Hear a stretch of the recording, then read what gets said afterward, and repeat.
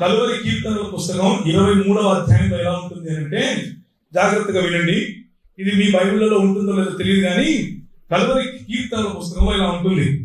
Dash నా కాపరి, నాకు ఏమీ తెలియదు, పచ్చనట్ల కోసం ఆయన నన్ను పీడిస్తుంటాడు, శాంతికరమైన శాపములతో నన్ను హింసిస్తూ ఉంటాడు, నా ధనములకు ఆయన కనిపెట్టుకో ఉంటాడు, నా దశమ భాగమును బట్టి నూనె బాటిళ్లతో నన్ను వంచుతూ ఉంటాడు, కాజేసిన భూముల్లో ఆయన నివసించును కనుక ఏ అపాయానికి భయపడు, బౌన్సర్లు ఆయనకు తోడైంది, నీ క్రెడిట్ కార్డులు పేటిఎం ఆయన ఆదరించు, స్మార్ట్ ఫోన్ లో సెల్ఫీల ఎదుట ఆయన నాకు భోజనము సిద్ధపరచు, ఎపిసోడ్ స్పాన్సర్షిప్ తో నా తల ముంచి ఉన్నావు, నా జేబు ఖాళీ అయి ఉన్నది. ఏంటి చాలా మంది కనెక్ట్ అవుతున్నారు. నేను బ్రతుకు దినములన్నీ డాష్ శాపములే నా వెంట వచ్చిన, అయినా సరే చిరకాలము డాష్ టెంపుల్లో కూకట్పల్లిలోనే నివాసం చేయాలి. ఇది ఈ రోజు మనకున్నటువంటి కలువరి కీర్తనల గ్రంథంలో 23వ అధ్యాయం. అయితే దీనికి ఒక దాన్ని ఏమంటారు, వ్యాపార ప్రకటన కూడా ఉంది, వాణిజ్య ప్రకటన. ఈ కలువరి కీర్తనల ఈ అధ్యాయము MP3 రూపంలో కూడా మీకు లభిస్తుంది. దీని వేళ కేవలం ₹5. అయితే ఈ ₹5 ఉన్నటువంటి MP3 మీరు ₹9,999 ఉన్న స్మార్ట్ ఫోన్ లో మాత్రమే దైవజనుడు చేతుల నుంచి ప్రార్థించి ఇస్తాడు. అది మీరు కొనుక్కోగలరు. మా టెంపుల్లో ఉన్న ప్రత్యేకమైన స్టాల్లో మాత్రమే దొరుకుతుంది.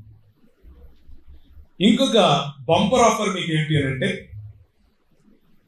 ఆ స్మార్ట్ ఫోన్ లో ప్రత్యేకంగా ప్రార్థించినటువంటి చెవులలో పెట్టుకోవడానికి కొన్ని ఇయర్ ఫోన్స్ ఇస్తాడు. ఆ ఇయర్ ఫోన్స్ మీకు ఇచ్చేటప్పుడు 50% డిస్కౌంట్ సెల్ఫీకి కూడా ఉంటుంది. సెల్ఫీకి 50% డిస్కౌంట్. కేవలం ₹10,000 మీరు మా ప్రోగ్రామ్కి ఇస్తే చాలు, 50% డిస్కౌంట్ తో మీకు ఫోటో కూడా ఇస్తాం. ఇది మిషనరీ కాదు, ఇది మిషనరీ కాదు. పొరపాటున అలాంటిది మిషనరీ అని అనుకుండేది. మిషనరీ అంటే దేవుని రాజ్యమును స్థాపించడానికి, దేవుని యొక్క చిత్తమును తెలుసుకుని పనిచేయటానికి వచ్చినటువంటి వ్యక్తి, తన జీవితాన్ని పానార్పణముగా పోసే వ్యక్తి, అవతలి వారి జీవితాలను పిండుకొని తీసే వ్యక్తి కాదు. దేవుని ప్రజలను నిర్మించడానికి వచ్చినటువంటి వ్యక్తి, దేవుని యొక్క ప్రజల స్థితిగతులలో పాలిభాగస్తుడై ఉండి వారి జీవితాలలో పెట్టుబడి పెట్టేటటువంటి వ్యక్తి. ఆ పెట్టుబడి వాక్య రూపంలోను, సమయ రూపంలోను, కౌన్సిలింగ్ రూపంలోను, వారితో కలిసి జీవించే విధానంలోనూ కనిపిస్తుంది. న్యాయాచరణను, కనికరమును ప్రేమిస్తూ దీన మనస్సును కలిగి జీవించే జీవితం మిషనరీల వ్యక్తిగత జీవితం.